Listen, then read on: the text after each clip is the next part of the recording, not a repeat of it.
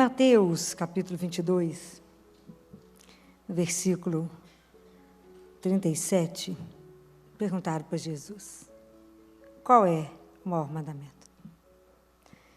Jesus disse: amarás o Senhor teu Deus de todo o teu coração, de toda a tua alma e de todo o teu entendimento. Esse é o maior e o primeiro mandamento. O segundo é semelhante a esse: amarás ao teu próximo como a ti mesmo. Palavra da salvação. Quando a gente escuta isso aqui, a gente observa a delicadeza de Jesus, não é? Quando Jesus fala, qual é o primeiro mandamento? Ele fala: amarás. Observa o tempo verbal que Jesus usa. Ele não fala: você tem que amar, você é obrigado a, ame agora. Falou? Amarás. Um dia. Amarás. Olha a delicadeza. Porque o amor não pode ser obrigado. Amor é dom. Ninguém pode obrigar o outro a te amar. Imagina Deus que nos criou por amor, para viver no amor, vai nos obrigar a amá-lo? Ele não precisa de escravo, não. Precisa de gente livre. Você tem que fazer opção por ele. Mas preste atenção. Qual é o maior anseio de todos nós, de toda a sociedade, de todo mundo? É buscar o quê? Para falar, aqui não é prova, não é jogo de acerto, não é nota. Nós estamos conversando, somos irmãos. O que o ser humano mais busca no mundo? É ser feliz. Quantos de nós associamos felicidade com Deus? Pouca gente. A gente acha que Deus é aquele, fala assim: ai meu Deus, para andar com Deus tem um monte de regra, um monte de norma, ele tira tudo que é bom. Ele fala: isso não pode, mas é tão agradável, fala: não pode. Então a gente resume Deus muitas vezes em aquele que tem um monte de regra, um monte de proibição, um monte de sofrimento. Como é que eu vou amar Ele acima de todas as coisas? Vou depois. Então a gente vai deixando Deus para depois. A gente não associa Deus ao sumo bem. A gente não associa que Deus é aquele que quer a nossa felicidade, o nosso bem. Então, como é que eu escuto Jesus falando: amarás? Eu falo: como é que eu vou amar um desconhecido? Como é que eu vou amar alguém que eu tenho um monte de restrição? Alguém que eu carrego um monte de imagem dele? Um Deus que tudo que me acontece eu falo: a culpa é de Deus. Nunca pedi opinião antes, mas quando aconteceu, a culpa foi dele que não deu certo. Mas não pedi opinião para saber se ia dar certo, não. Mas a culpa já é dele. Quando você vê alguém, família perder alguém, qual é a primeira coisa que o povo fala? Por que Deus fez isso comigo? Então, como é que, se nós carregamos toda essa imagem, nós podemos amar Deus acima de todas as coisas? Porque quando eu falo em amar, quando Jesus falava amar a Deus, isso não está... O que significa isso, amar a Deus? Não estou falando de um sentimento vazio, de emoção, de ritos, de cor, não. É uma relação com uma pessoa viva. É aprender a confiar e entender que eu tenho um Pai. Aprender a entregar e viver a minha vida a partir de um centro. Aonde que eu coloco a minha vida centrada? Ele, no meu Pai, em Deus. Ele é o meu Senhor. Ele é Deus. Então, a minha vida é centrada a partir dele. Então, eu tenho que estabelecer essa relação de confiança para poder amá-lo acima de todas as coisas. Para poder conhecê-lo.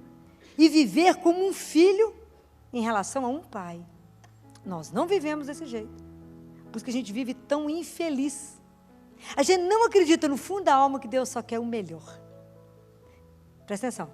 Se acreditássemos tudo que nos acontecesse, inclusive de ruim, falaríamos o quê? Deus me deu, Deus levou.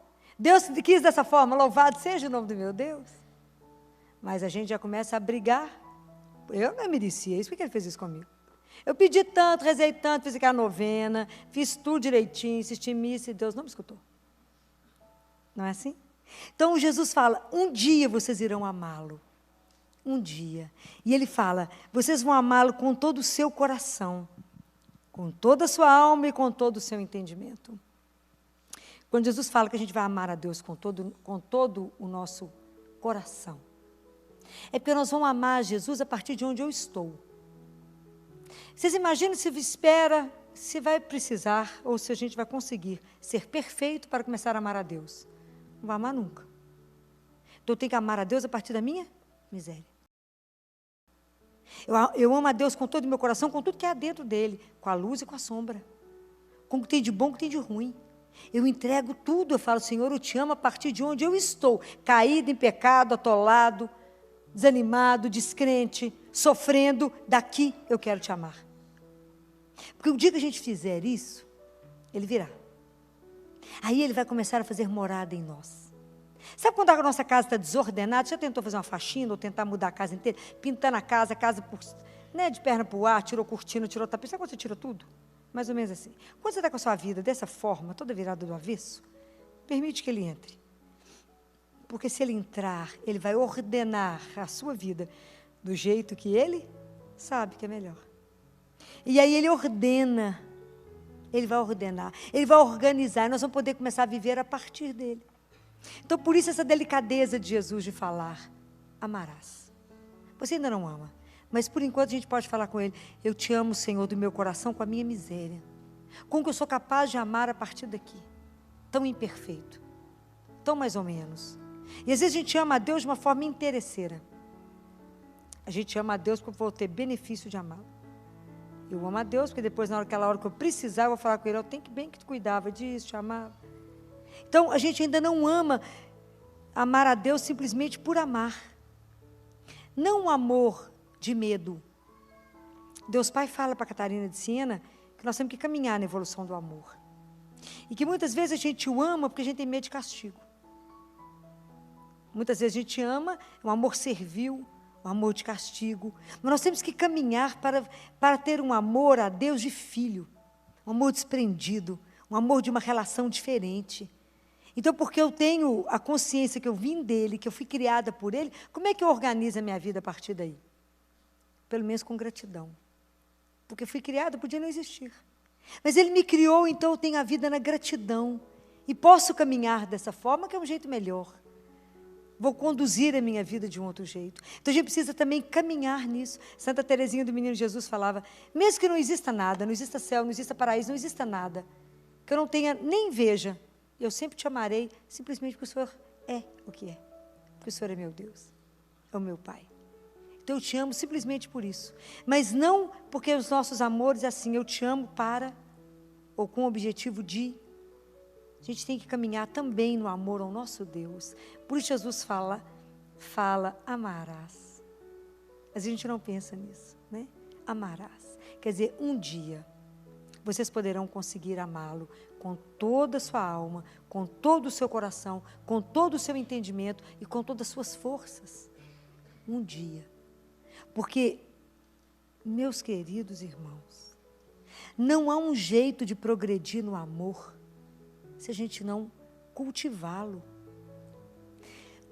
Quando nasce uma criança numa casa, se a gente tiver muita honestidade, diferente da mãe que gerou, o pai, e muitas vezes a mãe, porque por muitas coisas, olha para aquela criança como um estranho e fala, gente, esse menino chegou, mudou a casa do avesso, eu ainda não amo.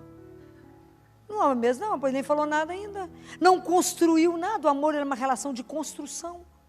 Eu não construí nada, esse menino só mudou tudo, virou a casa do avesso. Virou a casa do avesso. Mudou o corpo de minha mulher, me roubou o sono, tirou tudo. Minha casa foi invadida por um tanto de gente. Nem sei se era isso mesmo que eu queria. Mas o amor, ele é construído. Vocês imaginam uma relação com Deus? Como é que eu vou amar alguém desconhecido? Alguém que, na verdade, eu tenho medo. Alguém que, na verdade, eu não tenho santo temor, mas eu tenho medo de ser castigado. Alguém que, para mim, está sempre tão distante, está tão longe. Alguém que colocou a gente aqui para sofrer e está de longe olhando o que a gente vai acontecer conosco. Quantos carregam essa imagem?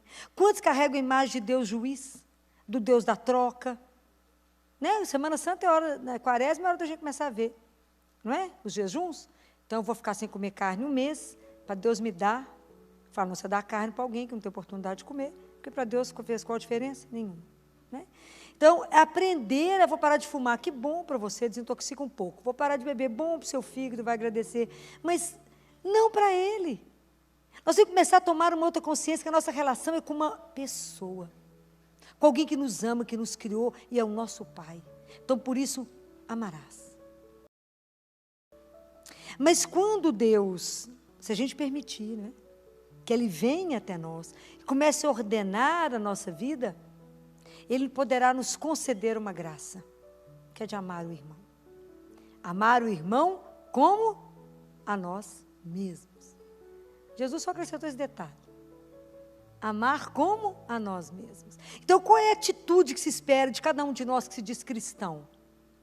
Ter uma atitude somente de amor pela vida.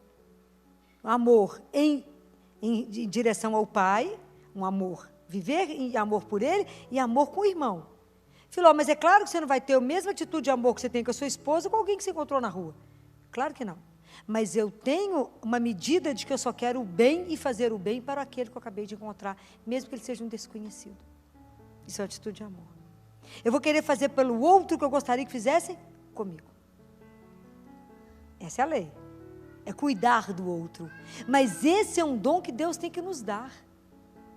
Porque se Ele não nos der, nós vamos ser centrados pelo profundo egoísmo. E o amor próprio, que é o amor próprio desordenado, não é? Onde eu amo a mim, não o outro. Eu penso, essa relação, o que eu vou fazer, beneficia o que é a mim e não o outro. Não é? Então a gente vai pensar sempre a partir daí. Não é esse o convite, não é essa a proposta. Porque, na verdade, a caminhada para voltar para casa é um aprendizado de amor. E tudo que a gente quiser fazer para Deus, eu quero amar a Deus, como é que eu faço? Ame aquele que Ele colocou do seu lado. Filó, mas é porque ele é chato demais, mas é assim mesmo nós vamos treinar. Está achando que amar é facinho? Você já me olhou com essa carinha, com coisa. Ela não sabe o que ela está falando. Eu sei, é duro. Tem hora que fala, só tem certeza? Ele fala assim mesmo. Você não quer treinar, não quer ir para o céu? É assim, vamos aprender a amar. Por que o amor é a maior força de cura que existe no mundo? Por que vocês acham? Que o amor cura, que o amor levanta alguém, que o amor dá força para alguém. Observe alguém quando se apaixona, quando se namora, quando está apaixonado. É até uma força vital que você fala, não, é para trabalhar 15, 30 horas sem cansar. Ainda dança, né? Dança, pulando, dançando coraçãozinho, coraçãozinho. Está falando mentira? Está não. A pessoa está encantada, enamorada, é uma força que a pessoa está cansada. Imagina, nem cansou ainda, porque ama. A mãe está morta de cansaço, o menino chora de madrugada. Ela levanta, o menino ri para ela, acabou o cansaço naquela hora. Ela dormiu meia hora. É o amor, é uma coisa alucinada. Por que o amor é essa força louca? Porque esse amor, ele só flui de uma única fonte. Qual é? Deus, porque Ele é amor. Então hoje eu estava conversando com a Ziza no telefone, a gente estava conversando, eu falei com ela, Ziza, por que o laço de amor, por que o amor, ele não rompe com a morte? O amor é a única coisa que não acaba. Como é que uma mãe, quando enterra um filho, quando um filho enterra um pai e uma mãe, quando você enterra um amor na sua vida, não é a morte que vai fazer você deixar de amá-lo, ou de amá-la, nunca você vai deixar de amar. Porque o amor, ele é eterno, a única coisa eterna. Por que ele é eterno? Porque o amor é Deus, e Deus é eterno. Não tem jeito de acabar. Então, por que quando a gente ama aqui, de verdade, não é amor mais ou menos não, ama de verdade, é essa força que te ressuscita alguém? Porque vem dele, flui dele. Só ele é fonte de amor. Nós somos uma coisa meio maquiada, mais ou menos. A gente gosta, mais ou menos, se aqui tiver interesse. Eu estou falando que, como diz Madre Teresa, será que é ela? Tem hora que eu confundo os santos. O amor de verdade tem que doer. Tem que amar até doer. Será que o nosso amor dói? Mãe fala, né? As mães falam que esse amor até dói dentro de mim. Tanto que dói. Tanto que ama. Então, será que, como é que nós estamos pensando nisso? Na verdade, dizem que o nosso coração é uma agenda, deveria ser como uma agenda. Que quando a gente chegar diante de Deus e nos perguntar, você amou? Que a gente, sem dizer uma única palavra, a gente teria que abrir o nosso coração e de lá cair todos os nomes daqueles que a gente ama. Você quer saber se você ama a Deus? Olhe se o nome dele está escrito no seu coração. Você quer saber as pessoas que você ama? Olhe quantas pessoas estão escritas dentro do seu coração. Olhe quantas pessoas você apagou do seu coração. Olhe quantas pessoas você tirou do seu coração. E Jesus mandou tirar alguém? Não, ninguém. E por quantas pessoas nós ainda estamos cuidando, com todas as vezes que a gente trabalha para o bem de um mundo, bem de um local que você trabalha, de uma sociedade, quantas pessoas você está amando? Porque quando a gente toma consciência de amor, a gente não vai fazer nada daquilo que possa ofender a Deus, e eu não posso fazer nada daquilo que compromete a minha dignidade, a dignidade do meu irmão, dignidade de filho. Dignidade de filho de Deus. Então eu não posso fazer com o outro algo que compromete a dignidade dele. Ele é meu irmão, nós somos filhos do mesmo pai. E quantas pessoas, porque você ama, está atento, você vai ajudar a restaurar a dignidade daquela pessoa que está destruída. Então é preciso que a gente pense muito nisso. Porque Jesus é tão delicado que em tudo ele coloca, né? Amarás, né? E você também vai amar o seu próximo. Quando? Quando você tomar consciência que vocês vieram de um mesmo pai, que vocês são irmãos e que a gente cuida daqueles que ele colocou do nosso lado. Porque amar o próximo que mora na China, no Japão, é fácil demais. Amar o que está dentro da minha casa é duro. Não é uma brincadeira. Mas só tem um segredo de aprender a amar. Com quem? Com Deus. Aquela pessoa que é muito difícil, eu sempre lembro de Jesus, fala com ele, não pode ser tão ruim, porque o Senhor morreu na cruz por ela, tem certeza, só pensou nela na hora que estava subindo o Calvário. Então, me ajuda a enxergá-lo através dos seus olhos. Me ajuda a amá-lo, como o Senhor o ama. Me ajuda a ver o que tem de bom nele, que nesse momento eu estou com tanta raiva, estou vendo só o ruim. Então, me ajuda a ver e assim amar o outro.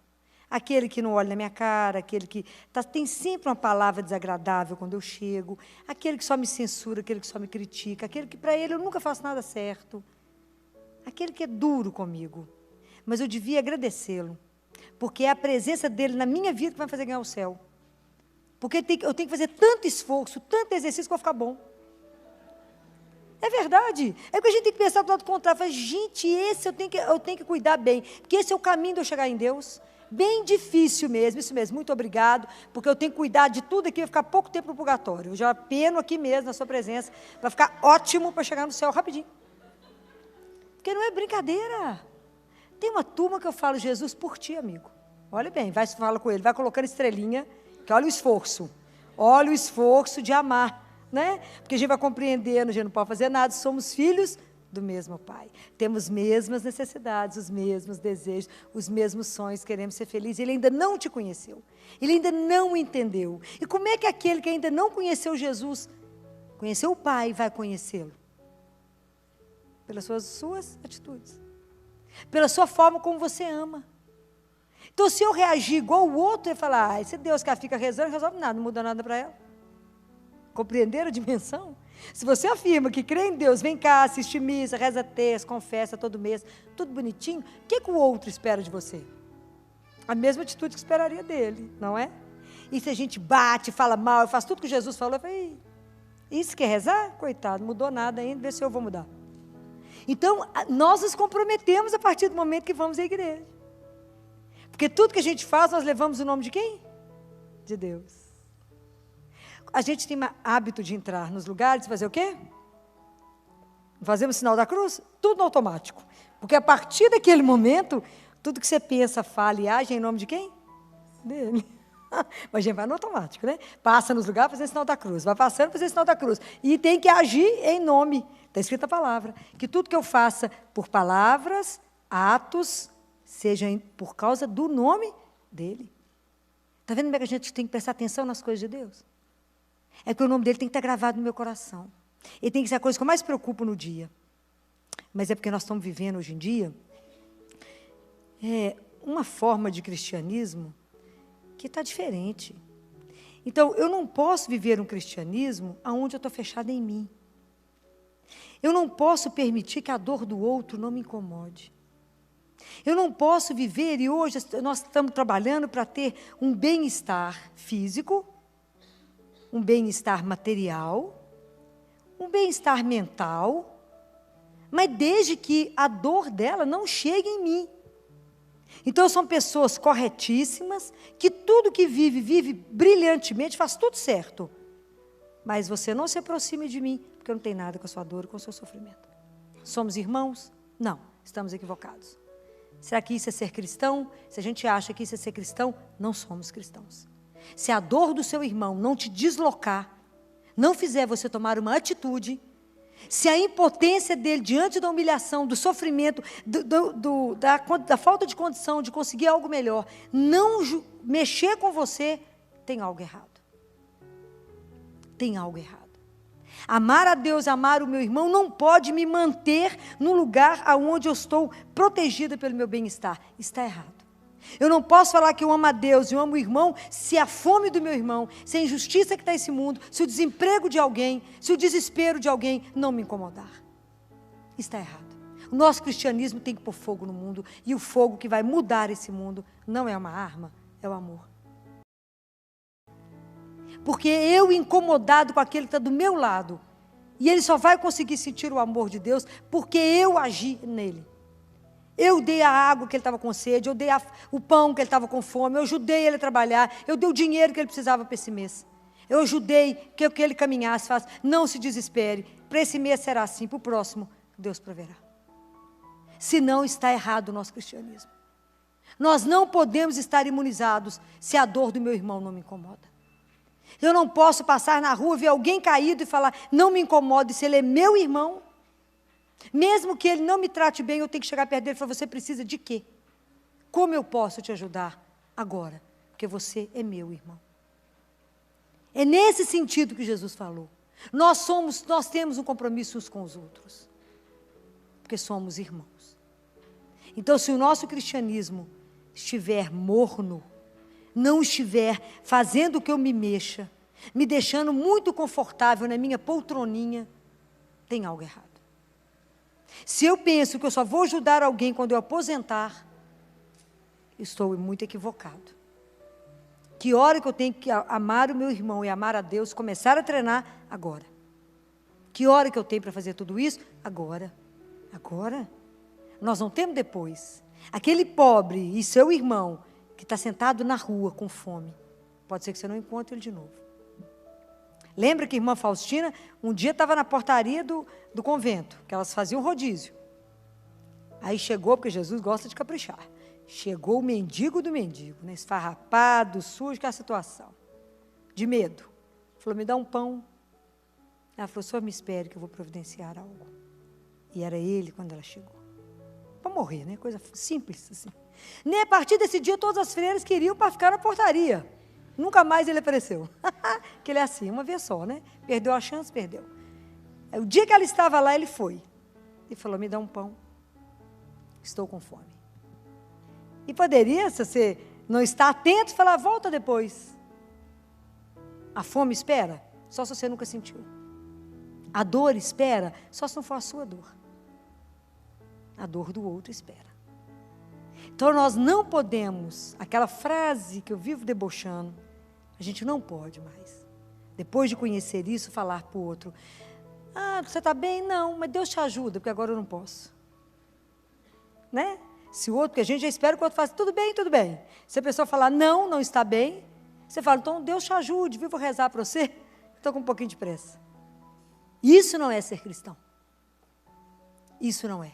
Nós temos que ser muito incomodados, porque a única forma de fazer algo para Deus é no irmão. Não se iludam. São os irmãos que vão nos levar para Ele. Tinha alguns santos, né, que sempre queria estar em contato com alguma pessoa muito pobre, porque falava, se eu encontrei um miserável hoje, eu encontrei a ele. E às vezes a gente desvia daquele que cheira mal. Daquele que sempre vai me pedir uma coisa, mas não é possível, você vai me pedir uma coisinha? Eu não tenho nada. É a gente mesmo para ajudar uns aos outros. Até a gente ter um mundo justo, feliz, igual para todos. Porque nós temos que conscientizar que Deus quer somente a nossa felicidade, Deus não rema, no sentido contrário. E às vezes a gente coloca Deus como aquele que, Ele não quer a minha felicidade, então Ele está de lado, depois quando eu tiver que acertar, eu volto lá. Não, você participa da sua vida com Ele agora, porque Ele só quer o bem. Ele só quer te ver feliz. Só nos criou para isso, para ser feliz. Lá não, aqui, agora. Que dia que Deus te quer feliz? Aqui, hoje. Mas ele não quer ela feliz e você infeliz, ele quer todos os filhos dele felizes. Então, por que o outro não está feliz? O que eu posso fazer para você agora? Jesus era tão delicado, tão especial, que ele não chegava e falava assim, você é cego, vou te fazer se enxergar. Ele falava, o que você quer que eu te faça? Eu tenho que aprender isso com ele.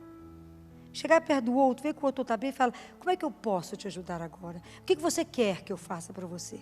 Porque o seu sofrimento está incomodando a mim. Não incomodando porque me incomoda, porque eu sinto a sua dor. Eu tenho compaixão. A sua dor é também a minha dor. Nós temos que estar juntos. Então, isso é amar a Deus acima de todas as coisas. Então, vocês imaginam o quanto que Jesus desejava que a gente vivesse a mesma experiência dele. Que Jesus queria que a gente vivesse não uma caricatura de Deus, uma caricatura da religião, mas a alegria de crer, a alegria de ter um Deus vivo, um Pai, poder relacionar com um Pai. Isso é algo sem preço. Saber, eu tenho um Pai, eu tenho uma pertença, eu tenho alguém que me ama, e porque Ele me ama, eu posso andar firme porque Ele cuida de mim. Porque Ele me ama, mesmo que eu esteja perdendo agora, eu posso dizer, é por meu bem que Ele está fazendo isso, porque Ele me ama. Ter a coragem de dizer isso não é fácil. Mas é a experiência de conviver com Ele, de dizer, se Ele está levando agora, ou se Ele não me deu isso agora, é porque Ele me ama demais, eu posso dizer, mesmo que eu não entenda nada, obrigado, porque o Senhor está cuidando de mim. Um dia eu vou entender. Agora não preciso entender, agora eu posso só confiar. Então, esse amadurecimento na fé, né? É um amadurecer. É entender aonde eu estou, como eu estou caminhando. Aquilo que Deus Pai pergunta para Adão, onde estás? Onde estás? E entender que somos filhos dele. Onde eu estou, meu Pai? Aqui, tentando te achar. Tentando abrir meu coração. Tentando entender que eu não tenho a rédea da minha vida, mas que eu posso entregar com toda confiança e falar, me guia. Que o seu amor vai trabalhando em mim e vai me dando a forma que o Senhor quer que eu tenha. Mas não me deixe, Senhor, que a dor do meu irmão não me incomode. Não permita que o sofrimento seja indiferente ao sofrimento do outro. Que o outro que não tem dinheiro para comprar um remédio, que não tem dinheiro para um gás, que não tem dinheiro para alguma coisa, que eu seja indiferente a tudo isso. Eu não posso ser indiferente a isso. Eu tenho que saber que é o Senhor que está por trás de cada coisa. Que não cai uma folha da árvore sem a sua permissão. Me dê a graça de crescer no amor. Vocês já imaginaram que a gente tem que crescer no amor? Tem os degraus do amor? Até a gente chegar ao nível dos lábios de Jesus. Nós não chegamos nem no pé, mas tem que chegar no lábio. Segundo Deus Pai, tem que chegar lá. Mas que a gente comece e peça a Ele a graça. Me dê a graça de crescer no amor. No amor para com Deus acima de todas as coisas. E no amor para com o irmão. E todas as vezes que Deus te colocar diante de uma situação, pergunte a Ele, o que Ele quer que você faça? Para que a gente não perca a graça de saber o que eu tenho para fazer naquela hora. Eu já contei, talvez alguém já saiba, que esse caso tem tantos anos, provavelmente mais de 20 anos. Na época que eu tinha assumido a vice-diretoria técnica do hospital, do Baleia, e eu estava na enfermaria com os residentes, na hora que chegou uma senhora, e falou, doutora Filó, a senhora cuida dos meus filhos. Eu atendia demais, atendia quase que o Taquaril inteiro, era 800 meninos por mês que eu atendia. Você imagina que eu ia lembrar de alguém. Meu marido teve um derrame, está na cama. Eu trabalho para um advogado que venceu o mês, falou que não tem dinheiro para pagar meu salário. E eu preciso de dinheiro para o gás. Não tem como fazer comida para os meninos. Eu falei com ela assim, a senhora podia sentar, por favor, porque eu vou só terminar uma coisa aqui.